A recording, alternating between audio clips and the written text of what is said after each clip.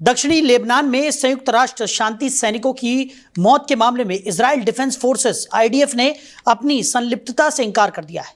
IDF ने बयान जारी करते हुए कहा कि 31 मार्च को बानी हयान क्षेत्र में हुए विस्फोट की जांच पूरी कर ली गई है और इसमें उसकी कोई भूमिका नहीं पाई गई। घटना में मारे गए शांति सैनिक संयुक्त राष्ट्र अंतरिम बल लेबनान के सदस्य थे। आईडीएफ ने सोशल मीडिया प्लेटफॉर्म एक्स पर कहा कि जांच में स्पष्ट हुआ है कि इस विस्फोट में उसकी सेना की कोई प्रत्यक्ष भागीदारी नहीं थी। इस बयान के बाद क्षेत्र में तनाव कम करने की कोशिश की जा रही है, लेकिन घटना ने स्थानीय और अंतर्राष्ट्रीय स्तर पर चिंताओं को बढ़ा दिया है। यूनिफिल की तैनाती दक्षिणी लेबनान में शांति बनाए रखने के लिए की गई है और शांति सैनिकों की मौत को गंभीर सुरक्षा चुनौती माना जा रहा है। इस घटना ने इलाके में सुरक्षा और स्थिरता की संवेदनशीलता स्थिति को उजागर कर दिया है। अब इस मामले में आगे की जांच और जिम्मेदारों की पहचान अंतर्राष्ट्रीय एजेंसियों पर निर्भर है। विभिन्न देशों और सुरक्षा संगठनों की निगाहें इस घटना के निष्पक्ष और त्वरित समाधान पर टिकी हुई हैं। इससे न केवल शांति सैनिकों के परिवारों को न्याय मिलने की उम्मीद है, बल्कि क्षेत्रीय तनाव को कम करने की दिशा में भी कदम उठाए जाने की संभावना है। इस घटना ने यह स्पष्ट कर दिया है कि दक्षिणी लेबनान में शांति बनाए रखना चुनौतीपूर्ण है और अंतर्राष्ट्रीय समुदाय की सतर्कता और सक्रियता की आवश्यकता है। तो इसी खबर पर ज्यादा चर्चा के लिए हमारे मैनेजिंग एडिटर रमेश ठाकुर जी हमारे साथ जुड़ गए। रमेश जी, लेबनान में शांति सैनिकों की मौत पर विवाद जो है वो गहराता हुआ नजर आ रहा है और इस घटना ने पूरे विश्व भर में एक चिंता भी पैदा कर दी है। कैसे देख रहे हैं? निश्चित तौर पे चिंता वाली बात है। मुझे लगता है युद्ध जहां पे आके अब रुक चुका है, वहां पे इसको राम भरोसे छोड़ दिया गया है। अब जिस तरीके से शांति सैनिकों की जो भर्ती होती है, उसकी पहली प्रक्रिया को हमें समझना चाहिए। जब कोई मुद्दा हाथ से निकल जाता है, किसी कंट्री के हाथ में नहीं रहता है, बिटवीन देशों के बीच में जब युद्ध होता है, तो नाटो अधिकृत, यूएन अधिकृत या फिर ग्लोबल स्तर की जो समितियां हैं, उनके रिकमेंडेशन से ये शांति सैनिकों की तैनाती की जाती है, जिसमें ना सिर्फ एक देश का कोई सैनिक होता है, इसमें ओवरऑल तरीके से होता है। लेकिन इस बार जो युद्ध की जो तकनीकी है और उसकी जो कहने की जो नियम है, नियमावली के विरुद्ध ये सब कुछ हो रहा है। इसमें शांति दूतों की या सैनिकों की जो भर्ती है वो अदर कंट्रियों की नहीं है।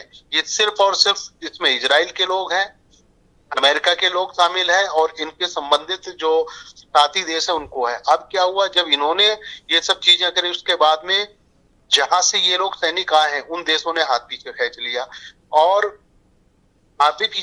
और उन्हीं से जानकारी, उन्हीं से जांच करवाई जा रही, तब भी जांच रिपोर्ट में उन्होंने नकार दिया है। अब यहाँ मानवता का पहलू एक ये निकल के आता है, जो हताहत हुए वो है तो सैनिक ही, वो भी किसी माँ के बेटे हैं, किसी कंट्री से बिलोंग करते हैं, उनके भी घर पीछे परिवार है, बच्चे हैं, छोटे हैं, उनका भला क्या होगा? वो तो मानने से इनकार कर दिया।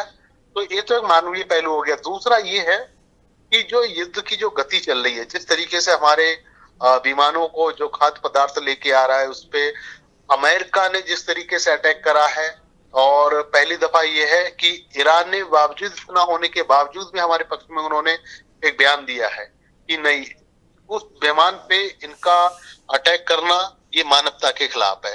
तो मुझे लगता है जिस तरीके से चीजें निकल के आ रही हैं और जो सामने एक स्टेटमेंट प्रेस के तौर पे आता है, उस पे यकायक विश्वास करना बड़ा साहिल मुश्किल हो रहा है। जी बिल्कुल, और जिस तरीके की ये घटना घटित हुई है उसने चिंताओं को यहाँ पर बढ़ा दिया है। आईडीएफ ने हत्या में भूमिका से पूरी तरह से इनकार यहाँ कर दिया है।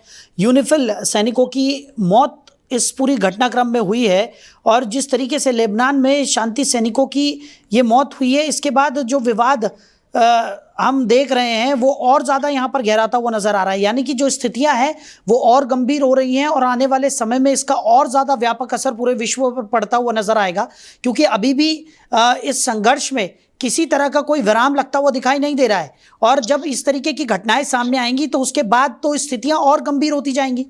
स्थितियां साहिल गंभीर हो गई हैं। आईडीएफ की जहां पे बात करिए, उनकी जो जांच रिपोर्ट आई है उस पे कोई भी कंट्री इत्तेफाक नहीं कर रही है, बिल्कुल विश्वास नहीं कर रही है। सैनिक मरे हैं, ये तो जन जन को पता हो गया, सारे देशों को पता हो गया है, सब कुछ पता है कि हाँ सैनिकों की मौत हो गई है। अब वो सैनिक है कौन, कहाँ के हैं? अमेरिका के हैं, इजराइल के हैं, ईरान के हैं, कहाँ के हैं? ये भी तो कोई बताने के लिए राजी नहीं है। और दूसरी बात, इन सब चीजों से लेके जो प्रभावित वाली चीजों का आपने जिक्र करा, मैं आज 1 अप्रैल है, क्योंकि 1 अप्रैल से क्या होता है, सब चीजें महंगाई की गति की जो सालाना समीक्षा होती है असेसमेंट ईयर को लेके आज से हम आगे बढ़ते हैं। तो शुरुआत तो हो गई है। आप सिलेंडर के रेटों पे आप प्राइस देखिएगा, 200 रुपए, लगभग 195.5 की वृद्धि हो गई है। तो शुरुआत तो यहाँ पे हो गई है।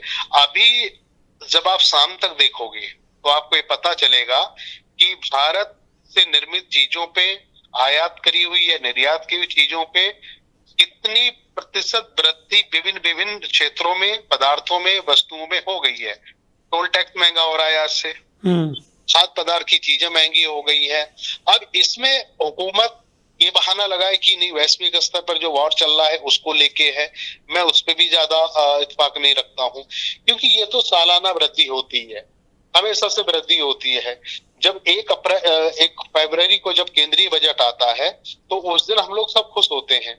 ये लगता है कि हर चीजों में कमी की जाएगी, और की जाती है, लाजमी तौर पे कमी की जाए। अगर थोड़ा सा पीछे चले जाइएगा, अभी 1 फरवरी जो बीता है, जिस दिन केंद्रीय बजट आया था, उसमें आपको माचिस से लेके, दूध से लेके, इलेक्ट्रॉनिक से चीजों को लेके अब में ये कहा गया था कि आम जनता को बहुत ज्यादा सहूलियतें दी गई हैं। अब इस सिलेंडर जो है, ये सिलेंडर तो आम व्यक्ति से जुड़ा हुआ है ना। अब कमर्शियल सिलेंडर पे 200 रुपए अपने वृद्धि कर दी। आज आप शाम को खाना खाने जाइएगा किसी पे, जिस मेनू पे 120 रुपए लिखा होगा, आपको 30-40 रुपए बढ़ा हुआ दिखाई देगा। तो वो अल्टीमेटली भार किस पे पड़ा? वो आप पे पड़ा है, वो ग्राहक पे पड़ा हुआ है। वो ना सिर्फ दुकानदार पे पड़ा है या फिर उसके जो संचालन करता है ढाबे का, उस पे पड़ा है, नहीं, उसके ऊपर जितना भी भार पड़ेगा वो सीधे सीधे आपके ऊपर डाल देगा। तो इसकी समीक्षा मुझे लग रहा आम जनता को निचले स्तर से करनी चाहिए।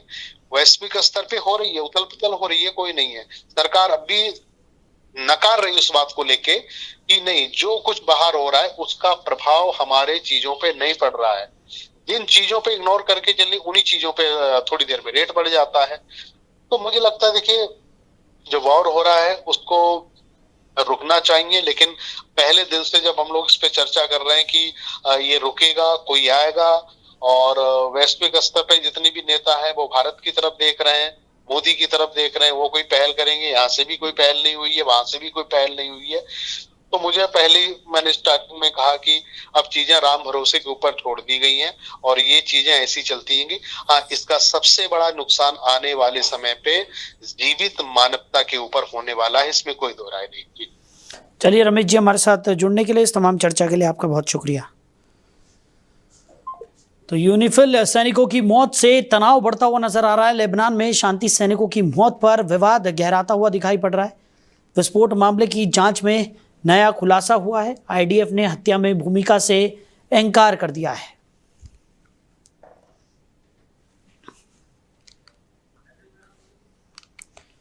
तो आईडीएफ ने हत्या में भूमिका से पूरी तरह से इनकार कर दिया। यूनिफिल सैनिकों की मौत के बाद यह विवाद बढ़ता हुआ दिखाई पड़ रहा है।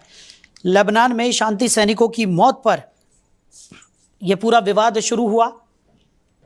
और बता दें कि विस्फोट मामले की जांच में खुलासा हुआ है। आईडीएफ ने हत्या में भूमिका से पूरी तरह इनकार कर दिया है, जिसके बाद अब वैश्विक स्तर पर एक और बड़ी चिंता गहराती हुई नजर आ रही है।